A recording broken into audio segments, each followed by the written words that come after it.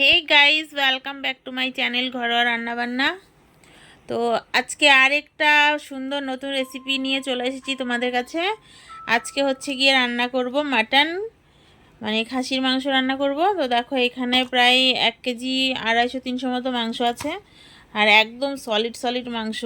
মানে আজকে মাংসগুলো এত ভালো পড়েছে, প্লাস 3-4টে নলি এনেছে আজকে। নলির মাংস একদমই পাওয়া যায় না।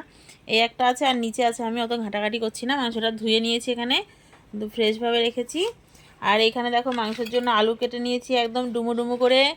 আর হচ্ছে গিয়ে এখানে মাংসতে দেবো, এই যে এখানে টমেটো কুচিয়েছি, এখানে বড় বড় 4টে পেঁয়াজ কুচিয়েছি, আর হচ্ছে কাঁচা লঙ্কা কুচি।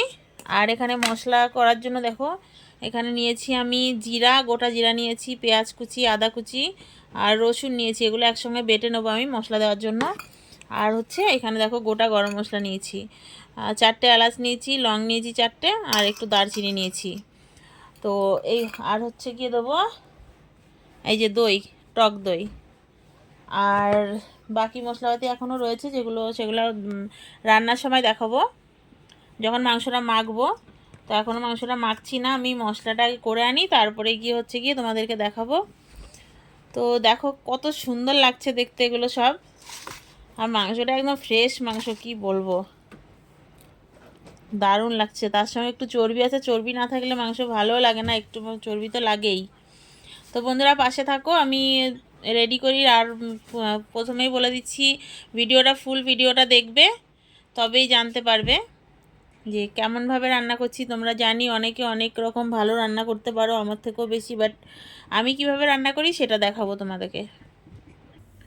তো গাইস দেখো চলে এসেছি, এবার হচ্ছে মাংসটা মাখবো। আমি মশলার উপর কষাবো না আজকে, তোমরা চাইলে যেভাবে ইচ্ছে রান্না করতে পারো। আমি যা কিছু উপকরণ নিয়েছি সেগুলো দিয়ে তোমরা আগে মশলা কষি, তারপরে মাংসটা ওর মধ্যে দিতে পারো। কিন্তু আমিও অন্য সময় করি, কিন্তু আজকে আমি মেখেই করব সব কিছু দিয়ে। তো প্রথমে দিয়ে দেবো হচ্ছে এখানে পেঁয়াজ কুচি,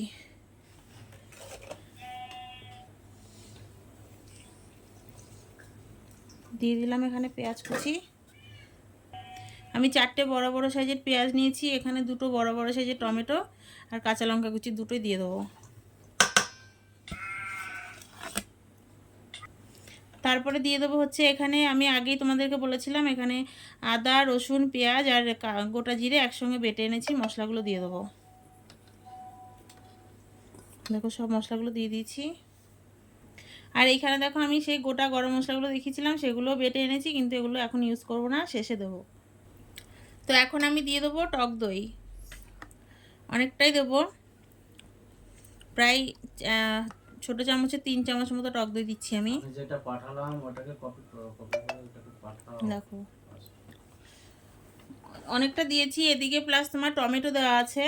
এখন দেবো একটু হালকা করে ভিনিগারটা দিলে মাংসের আঁশটে গন্ধটা চলে যাবে। তোমরা চাইলে দিতেও পারো, নাও দিতে পারো, কোনো অসুবিধা নেই, অল্প করে দিয়েছি। এরপর দিয়ে দেবো আমি পরিমাণ মতো লবণ।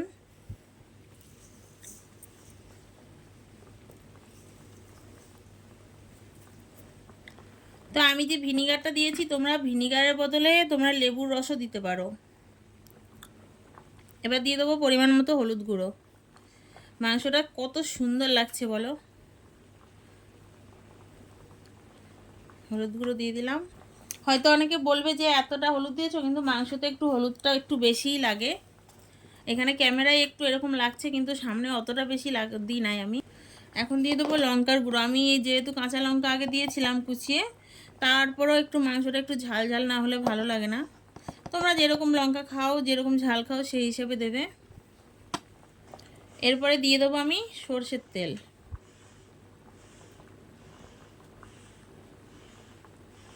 তো তোমাদেরকে একটা কথা বলে রাখি, আমি কিন্তু মাংসের চর্বিটা মাংসের সঙ্গে একসঙ্গে রান্না করব না। আমি মাংসের চর্বিটা এর সঙ্গে মশলা দিয়ে মেখে পরে আমি মাংস থেকে আলাদা করে চর্বিগুলো রেখে দেবো। কারণ চর্বিটা যদি একসঙ্গে রান্না হয় মাংসের সঙ্গে, অনেকে বলে যে খাসির মাংস খেতে পারে না, গন্ধ লাগে। তোমরা যারা ওই রকম গন্ধের জন্য খেতে পারো না, তারা চর্বিটাকে আলাদা করে নেবে। মাংসটা মানে যখন তরকারিতে ঝোল দেবে, ঝোলটা যখন ফুটে আসবে, তখন তোমরা চর্বিটা অ্যাড করবে তরকারিতে, তাহলে দেখবে আর কোনো গন্ধ লাগবে না। তো আমি সেরকমই করব। এখন চর্বিটা এর সঙ্গে একসঙ্গেই আছে, তো আমি যখন মাখবো, মাখার পরে চর্বিগুলো আলাদা করে ফেলবো, তারপরে মাংস কষিয়ে পরে চর্বিগুলো আমি মাংসতে দেবো। তো আজকে মাংসটা আমি মাখবো না, আজকে মাখাবো আমার বরকে দিয়ে মাখাবো। আমার হাতে খুব ব্যথা, এখানটায় দেখতে পাচ্ছি, এখানটায় চামড়া উঠে গেছে, উল্টো দিকে চামড়া উঠে গেছে, তো খুব জ্বালা করছে হাতে। তো ওকে দিয়ে মাখাবো আমি মাংসটা। এখন সব কিছু এর মধ্যে দিয়ে দিয়েছি, ও আসলে ওকে দিয়ে বলবো একটু মাখিয়ে দিতে। তো এই যে চলে এসছে তোমার দাদাভাই মাংসটা মাখতে, দেখো কি সুন্দর কালারটা লাগছে বলো। একটু কাঁচা খেয়ে দেখো তো কেমন লাগে। এই তা আমাকে দিতে বলেছি নাকি, তোমাকে খেতে বলেছি? ছি ছি ছি ছি ছি। কি দারুণ যে লাগছে দেখতে। একটু ভালো করে মাখতে হবে, যতটা মাখবা তত তরকারির টেস্টটা ভালো আসবে। যা লাগছে না কালারটা, এখনই লোভ লাগছে গো। এটাকে কি করতে হতো বলো তো, ওই মাটির হাঁড়িতে নিয়ে দমে করে ওই হান্ডি মাটন করতে হতো, হেভি হতো কিন্তু। বন্ধুরা তোমরাই বলো যে কেমন লাগছে দেখতে মাংসের কালারটা।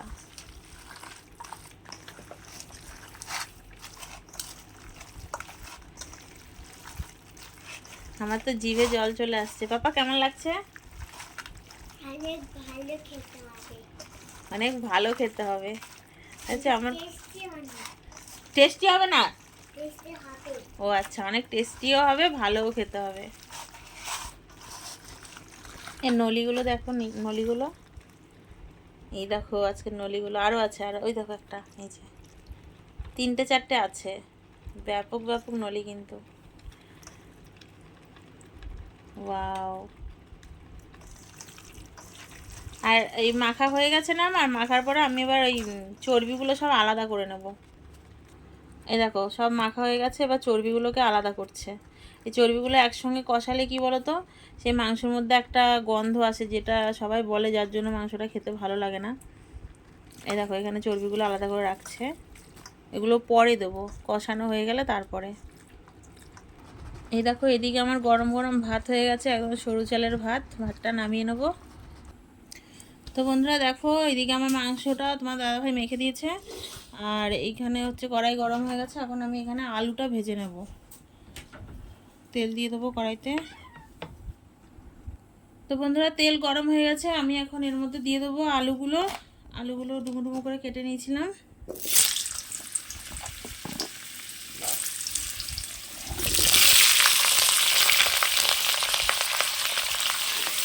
লবণ হলুদ দিয়ে একটু ভেজে নেবো আলুটা। এই যে লবণটা দিয়ে দিলাম, হলুদ গুঁড়ো দিয়ে দিলাম। এবার এগুলোকে ভালো লাল লাল করে ভেজে নিতে হবে। জানি বন্ধুরা ভিডিওটা একটু বড় হয়ে যাচ্ছে, একটু কষ্ট করে দেখো, এবার স্পেশাল জিনিস বানাতে গেলে তো একটু লং হবেই, তাই না? তো শেষ পর্যন্ত দেখতে হবে একটু কষ্ট করে। তো বন্ধুরা দেখতে পাচ্ছ একদম লাল লাল করে আলুটা ভাজা হয়ে গেছে, নামিয়ে নেবো এবার। আর মাংসের আলু একটু ভালো করে লাল লাল করে না ভাজলে খেতে ভালোও লাগে না। এই যে রেডি হয়ে গেছে আলু ভাজা, এবার মাংসটা এই কড়াইতেই তেল দিয়ে মাংসটা বসাবো। তো বন্ধুরা তেলটা গরম হয়ে গেছে, তেলে দেওয়ার জন্য দেখো আমি কি নিয়েছি। এখানে নিয়েছি 4টে এলাচ নিয়েছি, 2টো দারচিনি, 3টে তেজপাতা আর গোটা জিরে। এখন এগুলো আমি একসঙ্গে দিয়ে দেবো। আর এলাচের মুখটা একটু ফাটিয়ে নিয়েছি, তাহলে একটু ভালো সেন্ট হবে।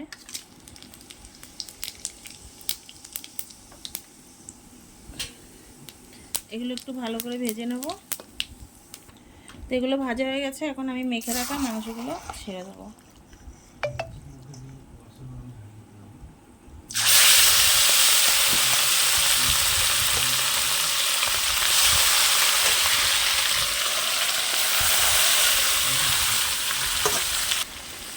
ও দেখো শুধু মাংসটার দিকে দেখো, মাংসের দিকে করিস না, এত সুন্দর লাগছে।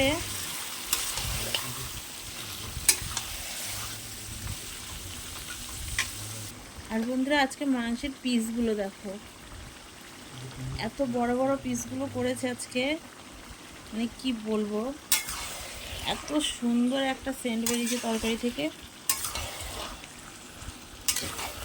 খাসির মাংস একটু তেল মশলাটা বেশি লাগে, আর হচ্ছে যতটা কষাতে পারবে তত ভালো। আর এদিকে আমি মাংস থেকে মেখে রাখা যে চর্বিগুলো ছিল ওগুলোকে আলাদা করে বাটিতে নিয়ে নিয়েছি, এগুলো পরে দেবো।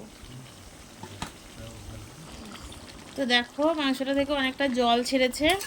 এখন আমি মাংসটাকে ঢেকে রাখবো কিছুক্ষণ, কারণ যেহেতু আমি প্রেশার কুকারে রান্না করিনি, অনেকে প্রেশার কুকারে রান্না করে মাংসটা, কিন্তু আমার অতটা ভালো লাগে না, যার জন্য আমি কড়াইতেই করি। ঢেকে ঢেকে আমি মাংসটাকে নরম করি। তো এই জলের অবস্থা আমি ঢেকে রাখবো, এই জলের মধ্যে মাংসটা সেদ্ধ হবে।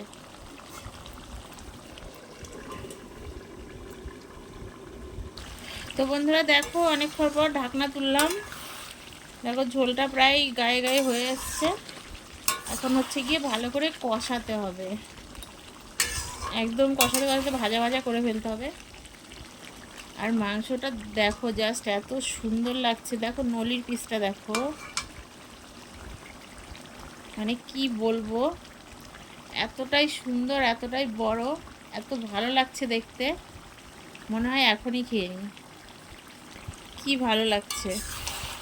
আরও আছে, এই দেখো এই পিসটা দেখো, এটা তো আরও বড়। দেখো এক সাইডে নলিটা আর পুরো মাংসের পিসটা দেখো। কার কার লোভ লাগছে বলো।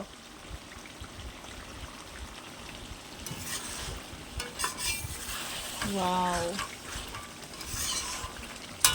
তো আমি এখন এখানে আলু ভাজাটা দিয়ে দেবো। মাংসের জন্য প্রথমে ভেজে রেখেছিলাম আলু, এবার এগুলো ভালো করে একসঙ্গে কষাবো। কষানো কেউ দু এক পিস টেস্ট করতে চাও?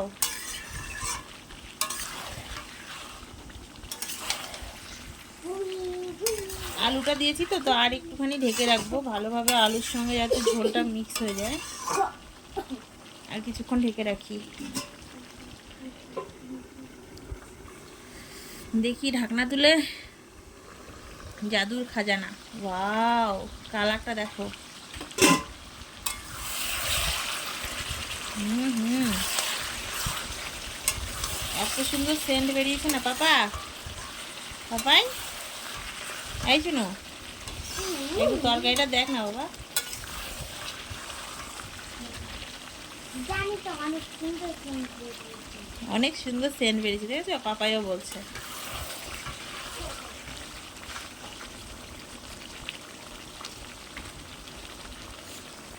তো বন্ধুরা দেখতে পাচ্ছ আমার কিন্তু মাংসটা কষানো হয়ে গেছে। এই কষানো খাবে নামাবো? হ্যাঁ কষানো খাবে নামাবো? পাপাই তুমি মাংস কষানো খাবা? তো বন্ধুরা এদেরকে কষানো দিয়ে দেখি কেমন টেস্ট হয়েছে, কি বলে। এই যে দেখো ছোটো ছোটো থেকে 3 পিস নামিয়েছি, বড়গুলো নামাইনি কারণ ওগুলো ঝোলে দেবো। আর এদিকে আমি দেখো একদম কষানো হয়ে গেছে, কড়াইতে এবার লেগে যাবে, জল দিয়ে দেবো। তরকারির কালারটা কেমন লাগছে বন্ধুরা জানাবে কিন্তু কমেন্টে।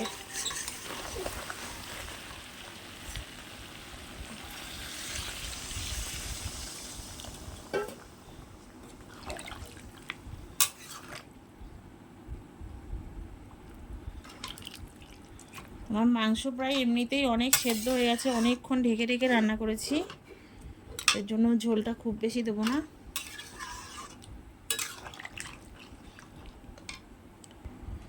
তো এইদিকে দেখো জল দিয়ে দিয়েছি তরকারিতে, ঝোলটা ফুটে আসলে আমি এই চর্বিগুলো দিয়ে দেবো। এই কেমন হয়েছে গো?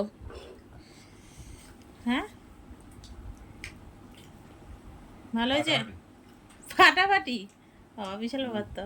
বাবা লবণ হয়েছে? টেস্টি কেমন হয়েছে? কেমন টেস্টি?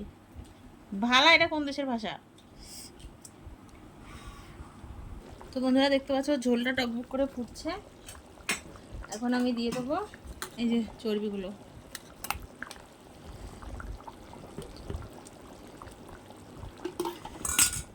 এগুলোকে একটু নেড়ে দেবো এর মধ্যে।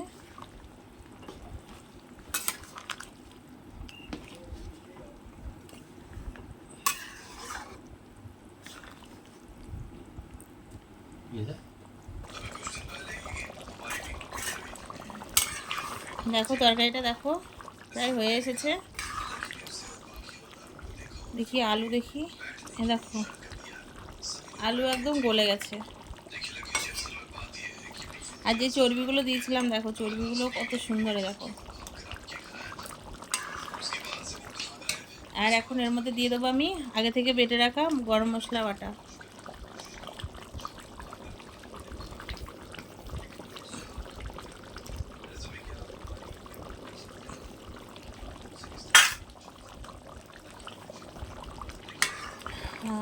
মশলাটা দেওয়ার পরে আরও সুন্দর সেন্ট বেরিয়েছে।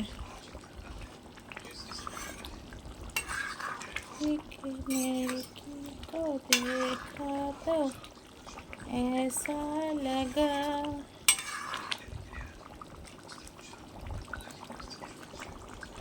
তো বন্ধুরা আমার তরকারিটা পুরো রেডি হয়ে গেছে। আমার রেসিপিটা যদি তোমাদের ভালো লেগে থাকে অবশ্যই লাইক কমেন্ট শেয়ার করে পাশে থেকো। আর কেমন লেগেছে আমাকে কমেন্টে জানিও। জানি না তোমাদের মতো অত ভালো রান্না করতে পেরেছি কি না, আমি আমার মতো চেষ্টা করেছি। আর থ্যাংক ইউ সো মাচ ভিডিওটা শুরু থেকে শেষ পর্যন্ত দেখার জন্য। অনেক অনেক ধন্যবাদ তোমাদেরকে। তো বাই, আজকের ভিডিওটা এই পর্যন্তই। আবার আসবো নতুন কোনো রেসিপি নিয়ে। ভালো থেকো সবাই।